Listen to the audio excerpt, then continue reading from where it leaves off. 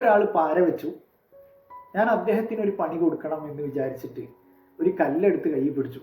നല്ലൊരു ചാൻസ് കിട്ടിയാൽ അയാളെ തല പൊട്ടിക്കണം എന്നൊക്കെ വിചാരിച്ച് ഞാൻ ഇങ്ങനെ നടക്കുകയാണ്. ദിവസങ്ങളോളം കഴിഞ്ഞു, പക്ഷേ എനിക്ക് അതിന് സാധിക്കുന്നില്ല, അതൊരു ചാൻസ് കിട്ടുന്നില്ല. ഇത് 2-3 ദിവസമൊക്കെ ഈ കല്ല് പിടിക്കാനൊരു ഇൻട്രസ്റ്റ് ഒക്കെ ഉണ്ടായിരുന്നു. പിന്നെ അതെനിക്കൊരു ഭാരമായിട്ട് മാറി.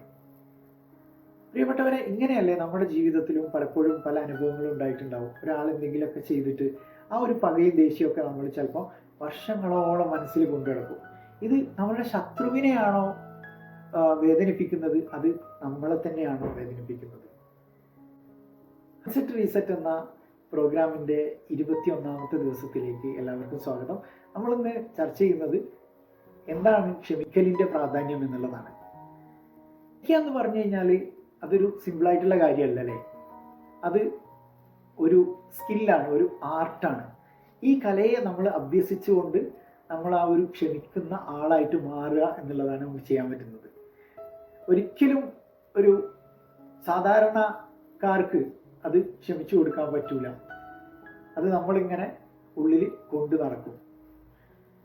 എങ്ങനെ നമുക്ക് ആ ഒരു ക്ഷമയുടെ ആ ഒരു സ്റ്റേജിലേക്ക് എത്തിപ്പെടാം? ഒന്നാമത്തെ കാര്യം എന്ന് പറഞ്ഞു കഴിഞ്ഞാൽ നമ്മൾ മനസ്സിലാക്കുക എന്നുള്ളതാണ്. തെറ്റ് എന്ന് പറയുന്നത് മനുഷ്യ സഹജമാണ്. അത് എനിക്ക് സംഭവിച്ചാലും നിങ്ങൾക്കും നിങ്ങളുടെ ശത്രുക്കൾക്ക് ആർക്ക് സംഭവിച്ചാലും അത് സാധാരണ സംഭവിക്കുന്നതാണ്. അങ്ങനെ മനസ്സിലാക്കിയാൽ തന്നെ, നമ്മൾ അണ്ടർസ്റ്റാൻഡ് ചെയ്താൽ തന്നെ ഒരു പരിധി വരെ നമുക്ക് അതിൽ നിന്ന് മാറി നിൽക്കാൻ പറ്റും, ദേഷ്യത്തിൽ നിന്നൊക്കെ.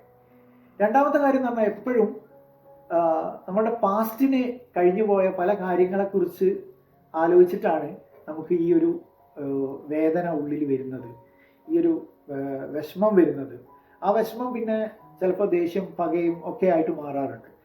അപ്പോൾ നമ്മൾ മാക്സിമം ഈ പാസ്റ്റ് ചിന്തകൾ അത് ഓൾറെഡി ഫിനിഷായി കഴിഞ്ഞു. ഇനി നമ്മൾ ഈ വർത്തമാന കാലത്തിലേക്ക് നമ്മുടെ ശ്രദ്ധയെ കൊണ്ടുവരിക എന്നുള്ളതാണ് രണ്ടാമത്തെ കാര്യം. മൂന്നാമത്തെ കാര്യം എന്താണെന്ന് വെച്ച് കഴിഞ്ഞാൽ നമ്മൾ ആദ്യം ക്ഷമിച്ചു കൊടുക്കേണ്ടത് നമ്മൾക്ക് തന്നെയാണ്. ഞാൻ തന്നെ പുറത്തു കൊടുത്തു കഴിഞ്ഞാൽ മാത്രമേ എനിക്ക് മറ്റൊരാളോടും ക്ഷമിക്കാൻ വേണ്ടിയിട്ട് പറ്റുള്ളൂ. അങ്ങനെ നമ്മളൊരു ക്വാളിറ്റിയുള്ള വ്യക്തിയായിട്ട് മാറുക എന്നുള്ളതാണ്. ഗാന്ധിജി പറഞ്ഞൊരു വാക്കുണ്ട്, അതായത് ബലഹീനരായിട്ടുള്ള ആളുകൾക്ക് ഒരിക്കലും ക്ഷമിച്ചു കൊടുക്കാൻ പറ്റൂല.